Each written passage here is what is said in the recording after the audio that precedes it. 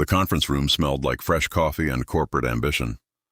Megan Whitfield sat at the head of the long mahogany table, her reading glasses perched on the edge of her nose, a black pen moving across the bottom of a 20-page acquisition contract.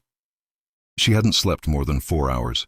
She hadn't eaten since yesterday's working lunch, and she absolutely did not have time to look up from this document when her assistant knocked and opened the glass door. "Mr. Hayes is here," Amanda said.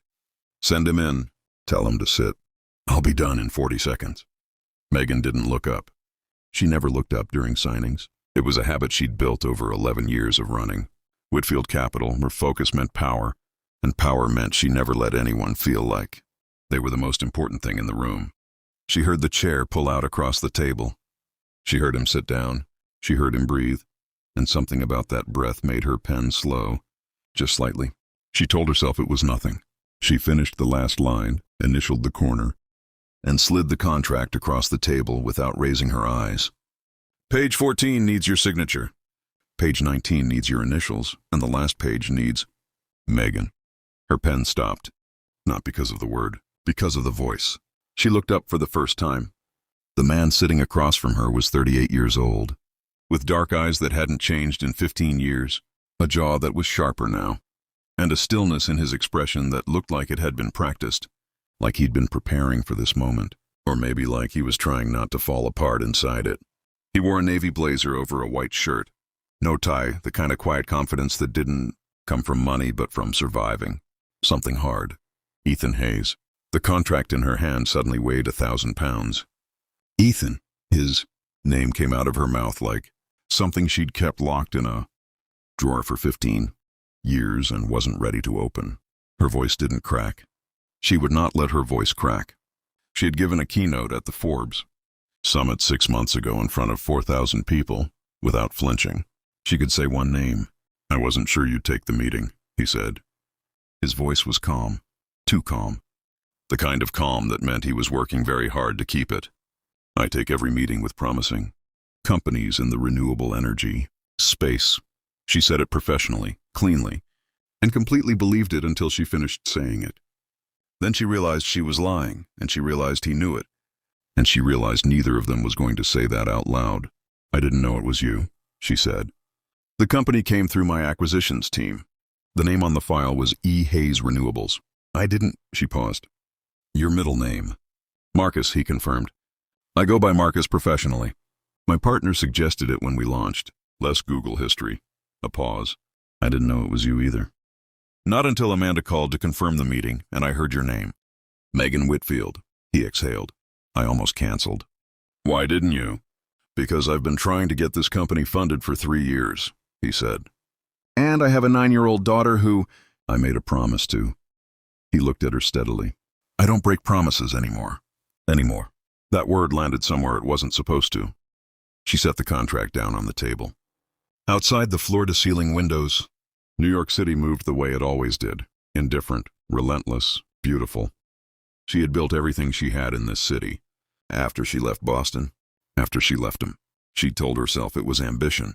She'd told herself it was timing.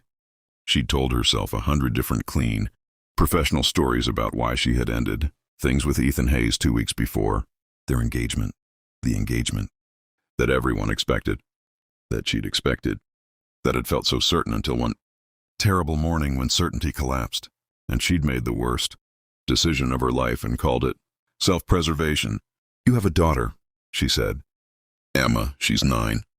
She wants to be an aerospace engineer and also, currently, a professional horse rider, so she's keeping her options open." Something in his face softened just slightly when he said it, just enough to show her who he still was underneath the blazer and the composure. "Her mother?" Megan asked, and she hated herself a little for asking.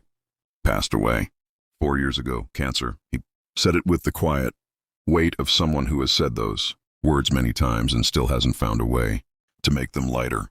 It was fast. Emma was 5. Megan didn't say "I'm sorry" the way people say it automatically. She waited a moment, and she meant it when she said it. "I'm sorry, Ethan." He nodded once. The room was so quiet she could hear the city outside, 40 floors below. "So you're raising her alone," Megan said. "With a lot of help from my sister and a ridiculously overqualified babysitter," he said. "But yes, He looked at her. I built the company around her, actually. She asked me one night why the sky looked different than it used to. She was 7. I didn't have a good answer, so I decided to stop making excuses and start building something that could actually help. He paused. Hayes Renewables now has 42 employees, 3 active solar grid contracts in rural communities, and a patent pending on a thermal storage system that my team believes will cut energy costs by 30% for low-income households. He said it without arrogance.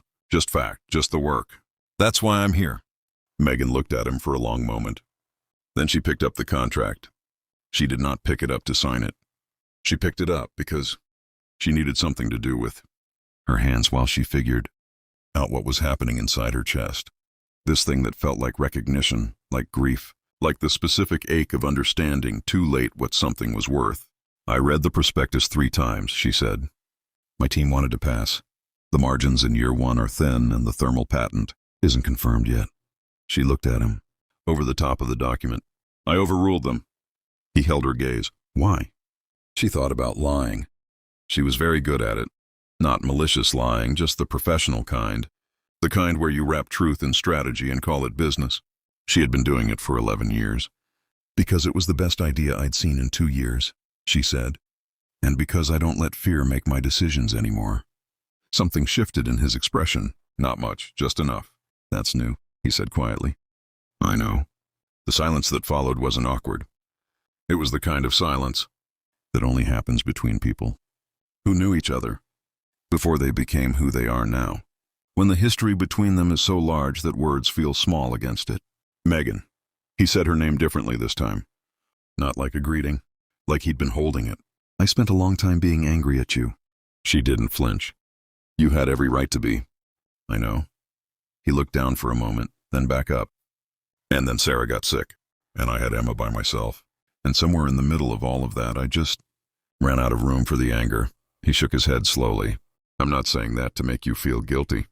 I'm saying it because it's true and because I think you should know that I'm not sitting across from you right now carrying 15 years of resentment. He paused. I'm just sitting across from you. Megan felt something behind her eyes that she refused, absolutely refused, to let become tears in a conference room. She had built an empire in this city. She had sat across from senators and billionaires and never blinked. She put the contract down again. I left because I was scared, she said. It was the first time she had ever said it out loud. In 15 years. To anyone. Not of you. Never of you. I was scared of how much I needed you. I was 23 years old and I felt like if I didn't leave then, I would disappear into loving you and never become anything on my own. She looked at him steadily. I thought independence and love were the same as opposites. I thought I had to choose. She paused. I was wrong. I figured that out about 5 years too late. Ethan was quiet for a long moment. Did you ever come back? He asked. To Boston. Did you ever? Once, she said. 3 years after I left. I drove past your apartment building. She stopped. There were 2 names on the buzzer. He nodded slowly. Sarah. I didn't ring it, she said. Obviously. You had moved on, you had someone, and you deserved that. You deserved all of that. She looked at him. I drove back to New York and I never went back. The afternoon light was changing in the room, going golden long the way New York light does in early October, cutting across the table between them. Ethan looked at the contract, then at her. So what happens now? He asked.